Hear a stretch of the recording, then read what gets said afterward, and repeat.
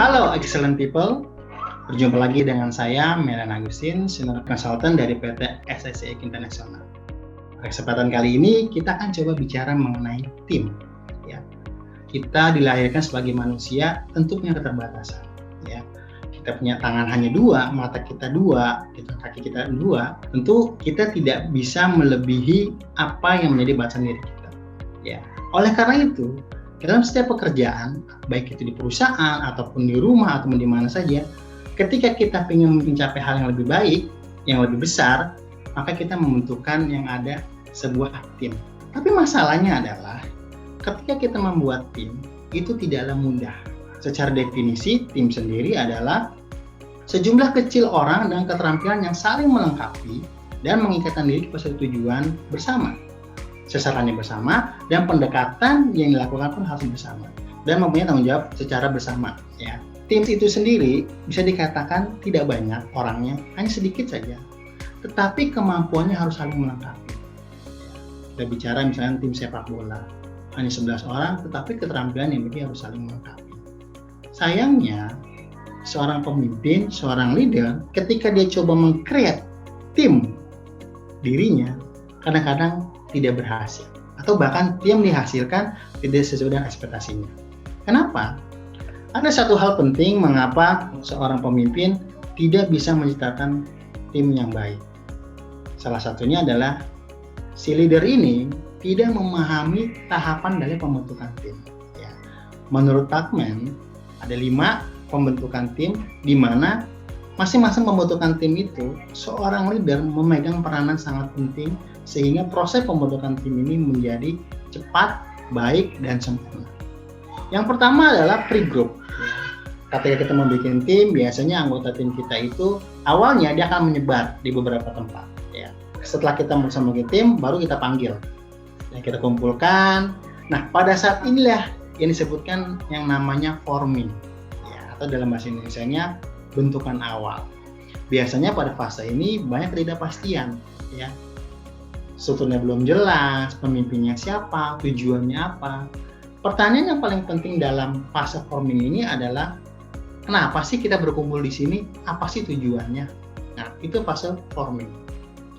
Fase berikutnya adalah fase storming. Ini yang menarik.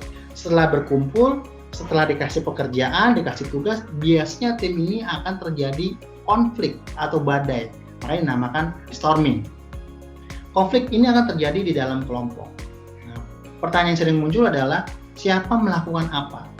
Siapa bertanggung jawab terhadap apa? Ya. Apa peran saya ada di sini? Ini adalah banyak pertanyaan yang muncul dalam tahap storming. Kalau tahap storming ini telah selesai, tahap berikutnya adalah norming. Ya. Artinya mulai muncul tuh norma-norma. Ya, norma itu bicara norma. Normanya misalkan kalau kita mau rapat biasanya itu jam 2 sore, atau kalau kita ada notulen biasanya si A yang membuat notulennya. Itu adalah norma-norma yang terbentuk. Nah, fungsi kita sebagai leader di sini adalah bagaimana kita mendukung, yang mensupport norma-norma yang ada ini sehingga tim ini bisa berkontribusi dengan baik. Ya, setelah fase norming, fase berikutnya adalah perform. Ya, pada fase ini tim ini dikatakan sudah mulai perform. Kinerja yang diharapkan sudah mulai muncul, itu kan target yang dicapai mulai pelan-pelan diraih. Lalu apa fungsi dari seorang pemimpin di sini? Fungsi pemimpin di sini adalah bagaimana dia bisa menjaga ya momentum ini tetap terjadi dengan cara apa? Memotivate dan melakukan analisa terhadap masalah yang ada. Sehingga masalah yang ada bisa diselesaikan dengan baik. Dan yang terakhir adalah fase adjourning. Ya, setelah tim ini selesai, bagaimana tim ini menyudahi dan kembali menjadi tempatnya masing-masing. Oke. Saya ulangi sekali lagi. Ada forming, ada storming, ada norming, ada performing, dan ada adjourning. Ada 5 tahapan tim secara pokok, dan pada kelima fase ini setiap leader mempunyai perannya masing-masing. Ketika di fase forming, di mana banyak ketidakpastian, di mana struktur belum jelas, di mana tujuan belum ada, seorang leader harus bisa mengkomunikasikan apa tujuan kita dibentuk di sini.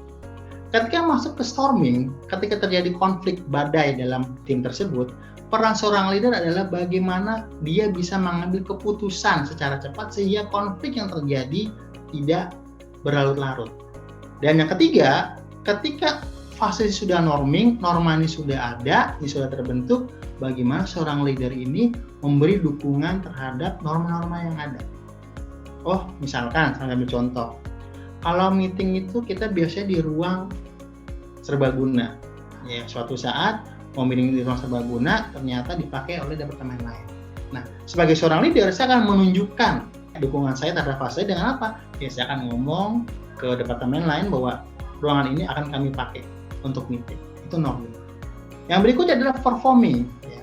Setelah tim ini menunjukkan kinerjanya, seorang leader dituntut untuk apa? Jangan lupa untuk memberikan pujian, untuk memotivate, untuk melakukan analisa masalah sehingga kinerja performa dari tim ini tetap baik.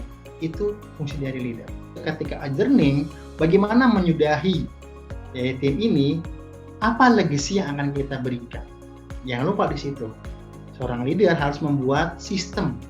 Ya, sehingga walaupun orang itu tidak di situ lagi ataupun tim itu sudah tidak ada lagi, maka legacy yang diberikan tetap ada.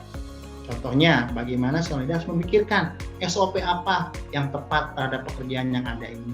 Instruksi kerja apa yang harus dilakukan. Ya. Jadi kalau misalkan seorang leader memahami bagaimana sebuah tim ini dibentuk, niscaya seorang leader itu akan mendapatkan tim yang hebat, yang solid, yang dapat memenuhi target yang dibebankan. Terima kasih dari saya. Jika ada saran, pertanyaan, ataupun rekomendasi terhadap topik yang ada, jangan lupa tulis di kolom komentar. Dan sekali lagi saya ingatkan untuk like and subscribe YouTube channel dari SIP Indonesia. Sampai ketemu di lain waktu. Salam improvement.